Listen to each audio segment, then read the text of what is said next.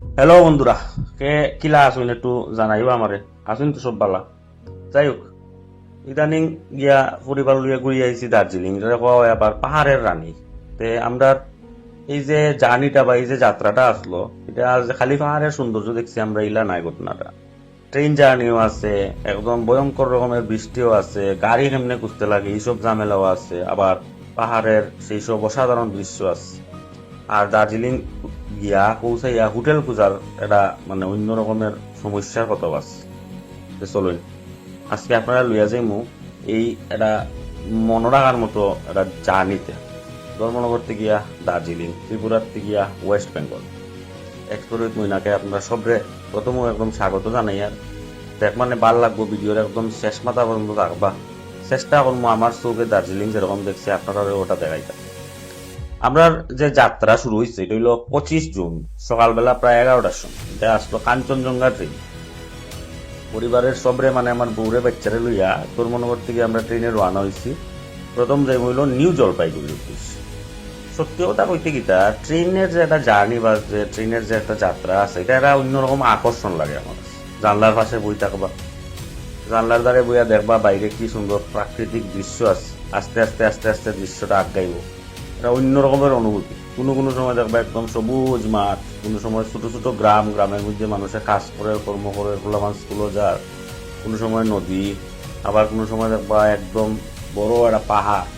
Train তার আপন গতিতে দূরে দূরে ছুটিয়া ছুটিয়া যায়, আর আমরাও তার লগে লগে ধীরে ধীরে আগে দিলাম আমরা গন্তব্যের দিকে। আর পরিবারের লোকের যে একটা ভ্রমণ আছে, এটা একটা অন্য রকমের বিষয়। বন্ধু বান্ধবের এক রকমের সিন আর পরিবারের এক রকমের সিন।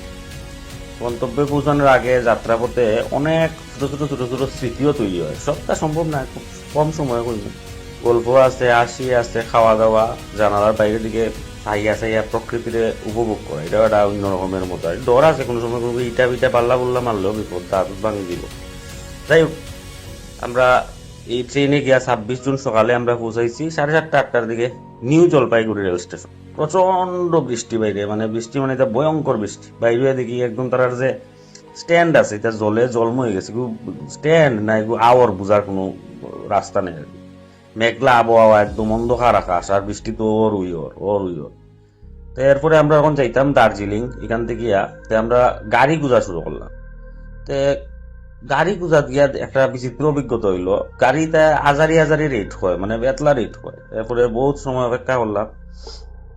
রেট হওয়া বড় কথা না, পাওয়া যায় না কমফোর্টেবল গাড়ি। এরপরে বাইক দুইয়া লাস্টের দিকে সম গাড়ি, এটার মধ্যে প্যাসেঞ্জার সিট লইয়া রওনা হইলাম। কত জানি নিছিল, 400 না 450 টাকা করে পার হেড নিছিল, মানে এনজিবির থেকে দার্জিলিং।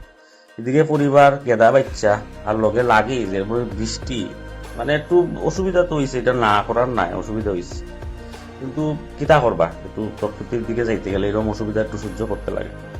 তারপরে একটা সুমো গাড়ি লইয়া আমরা সিদ্ধান্ত নিলাম যে বলে চলো দার্জিলিং যাই। এর লগে আমরা আরো 4-5 জন মনুষ যাত্রী এরাও পাইছিলাম, তারাও আমরা লগে খুব ভালো সম্পর্ক হয়েছিল তার লগে। লাগেজ টাগেজ গাড়ির তোলা নিউজ, আমরা সব উঠছি। এবার শুরু হইলো আমরা একটা সুন্দর চ্যাপ্টার, মানে এনজিপির থেকে যে দার্জিলিং যাওয়ার যে বিউটি।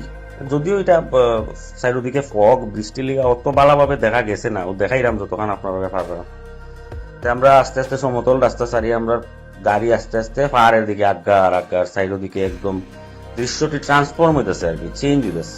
একদিকে পাহাড়, এত সুন্দর সুন্দর পাহাড়, গভীর খাদ, সাইডের দিকে পুরা সবুজ প্রকৃতি, মানে কয় যে একটা কথা প্রকৃতির তুলে। যদিও আমরা ত্রিপুরা তো প্রকৃতি আছে, কিন্তু দুইটা একটু ফারাক আছে। আকাশ জুড়িয়া তখন মানে ঘন মেঘ, আর মাঝখান দিয়া একে বেঁকে মানে জিগজ্যাগ রাস্তা দিয়া চলের গাড়ি, পাহাড়ি রাস্তা দিয়া। দৃশ্যগুলো মানে যে যে দৃশ্য আমরা ক্যাপচার করছি ক্যামেরা, এটা ক্যামেরায় যতটুকু মানে সুন্দর দেখা, এর থেকে যে বাস্তব চৌকে দেখছি এটা আরো ভয়ঙ্কর সুন্দর। এটা আপনার না গেলে আপনারা বুঝতে না। গাড়ি যত উপরের দিকে উঠে আর প্রকৃতি যেমন রূপটা আস্তে আস্তে আরো সুন্দর, মানে এটা কিরকম জানি, এটা মানে কুইয়া বোঝা নেই তো না। কোনো কোনো সময় দেখা যায় পাহাড়ের যে রাস্তার সাইডের দিকে মেঘ বাসিয়া বাসিয়া ঘুরে, কোনো সময় দেখা যায় সবুজ দিয়া ঢাকা একদম পাহাড়, আবার কোনো সময় দেখা যায় বৃষ্টির ফুটাইয়া গাড়ির জানলাত পরে পুরা যে পরিবেশটা, এটা একটা সিনেমার মানে পরিবেশের মতো বানাইলাম আর কি। এটা মানে খুব একটা মজার সিচুয়েশন, মানে এটা ভাল লাগা, মনটা ভালো হয়ে যায়।